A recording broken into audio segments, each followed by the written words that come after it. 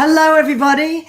I am going to talk about the $64 million question that I get asked a lot, which is, what are the red flags that I should be looking out for when dating?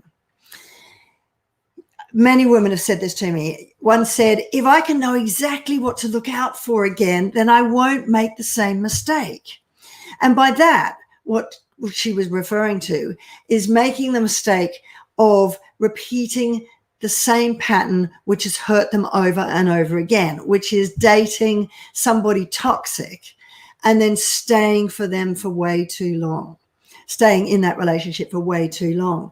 If I can just know what the red flags are to look out for next time, then I won't do that again. I won't get hurt next time. That's what they think. And they're convinced that if they know what to look out for next time, then they can avoid that same pain.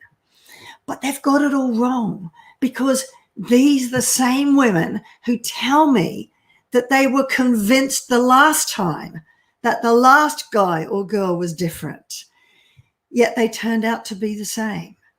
Another toxic partner who took everything from them and gave them nothing in return. Or that they saw the red flags and warning signs right from the start. If they admit it to themselves, they knew they were there and just chose to ignore them or only see what they want to see. So what's the point? I could tell you, I could give you a huge long list of red flags and warning signs to look out for when dating, that person you are dating is definitely not good for you. For example, like love bombing, when it's all too full on too fast. You know, they tell you everything that you want to hear. They promise you the world, a future together, babies, whatever it is that you're dreaming of. And then they move in, or within weeks of you just having met, all too full on too fast. That's love bombing. Or they might be aggressively romantic.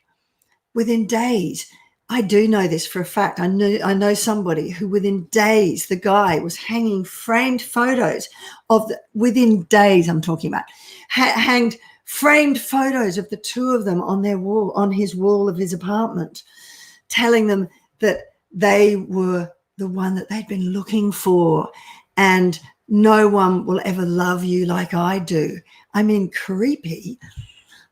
That's, in my opinion, really creepy. That's really aggressively romantic. Or another red flag or warning sign is they constantly badmouth their ex. Or they behave badly,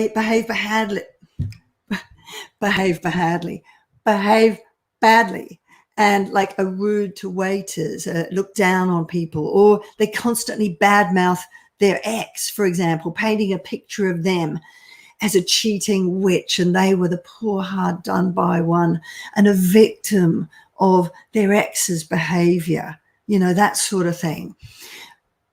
Who wants to hear an entire history bad-mouthing about an ex on a first date, you know, really? Or they pour their heart out within weeks, telling their entire life story, which is definitely going to be a sob story about how difficult their past has been. And, you know, they test your tolerance for that. Or their passive-aggressive jokes, you know, little barbs that they sling at you over your appearance or how spoiled you are. They just test you to see how you react. Or they play games by planning to see you, saying, you know, I'd love to see you on Saturday, and then they never call to arrange it. You know, that sort of thing. Always testing your boundaries as to what you will or won't accept. They get jealous of your friends, try to change what you wear, and isolate you from those who care about you.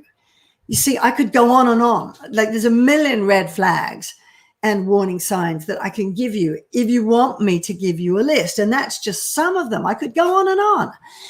And you can arm yourself with this list and tell yourself the next time you won't ignore it, because it's going to be your protective checklist to measure anyone that you date against. But you know what? My guess is that you do. Because how many times have you ignored those red flags before? You know, after all, most people who have had a relationship with a toxic person or emotionally abusive partner have not just had one, they've had many relationships like that. So chances are you've ignored them in the past and you'll ignore them again. Unless you get to the root cause as to why you keep attracting the same type of toxic people repeatedly, then you'll never break the pattern. And that is where most people trying to recover from toxic relationships get it all wrong when it comes to dating again. They think that if I just know the signs of what the other person is, and if they check those signs that that is somebody who's toxic, then I'll never repeat this pattern again. Until you do with the next toxic person who comes along. And this is why you think that the problem lies with those you date. And you focus on them. You fixate on every move they make. Is that a red flag? Is that a warning sign? Will they hurt me if I open up? Is that person toxic or are they not? You know, you go into your head and you go crazy with all the thoughts on this date of are they, aren't they, toxic or not? Is that a red flag? Is that a warning sign? Oh my gosh, you know, all that. It just it can drive you crazy. And sometimes I've even seen women project their terror over repeating this cycle again so much that they actually project all those fears onto that person they've never met and end up pushing them away, somebody that actually could be really good and nice for them. Trust me, I know that because I did that and I almost lost the beautiful husband I've got now. Thank God he just didn't go anywhere. But my God, I really tried to push hard because I was fixating on that list of, is he toxic? Is he not? Is that a sign? Is it not? You know, and then in all that fear, I just tried to push him away. So I am now declaring war on dating red flags because it's not about them and who you date. It's about you. That is where your problem lies. And I will explain that in a minute because everyone's going to be going, oh, you're victim blaming. No, what I'm talking about is liberating you from what is getting in your own way.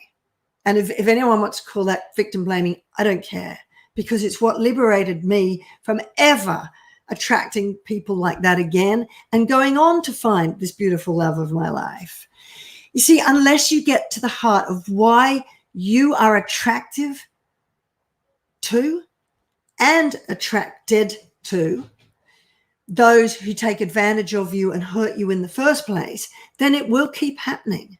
You're not removing what it is that keeps attracting them to you and you to them.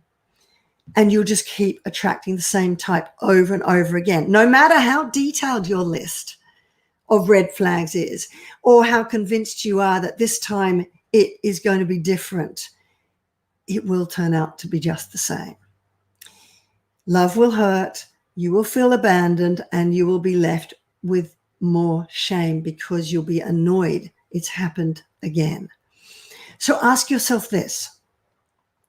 Why did you? These are the questions I asked myself when I was really honest with myself. Why did you ignore the red flags that you knew were there when others would have run a mile? Why did you stay too long when you knew they were no good for you and you were already in pain? Why did you keep trying to rescue them and save the relationship, even when it meant putting them first and at the expense of yourself? These are really important questions, and it's not to blame you. Toxic relationships are unacceptable. Emotional abuse is unacceptable. No one deserves to be controlled or abused like that. Believe me, I'm on your side. But if you can understand why you're constantly preyed upon by those who do, then you can free yourself from it happening ever again. And that's liberating. That's what liberated me in life and love, and why I never have those sort of people come into my life now. And then the good news about that, you can throw that list of dating red flags away, because then you'll date on your terms, only on your terms. You won't need a list of red flags, as you're going to be so strong in self-belief that you'll question whether they're good enough for you, not the other way around. And you'll never, ever depend your happiness on anyone else ever again. Doesn't that sound better? And I can see that Tony is on here, Amy, and the Briar Rose. Hello to all of you. Thank you for joining me. So I hope that's helped, and to you to understand that, you know, I could even lengthen that list I gave you of some dating red flags. But thank you, Kim. You say that's perfect. Thank you. Well, if this is resonating with you, and you don't want to date anymore with this list of red flags of how you can tick off whether this guy or girl is a toxic person, but date on your terms from a place of strength and empowerment, then do check out my free webinar, which is my 5-step relationship detox method, which is how to recover from toxic relationships, fall back in love with your life and yourself, and never settle for less than you deserve ever again. Watch that free webinar, and then if it really resonates with you, then also book a call with me. You'll find out how in that webinar. I'm really tripping on my words today, aren't I? So thank you for joining. Thank you, Tony, Amy, Briar Rose, Kim. It's really good to see you here. And I'll see you in my next video. Bye for now.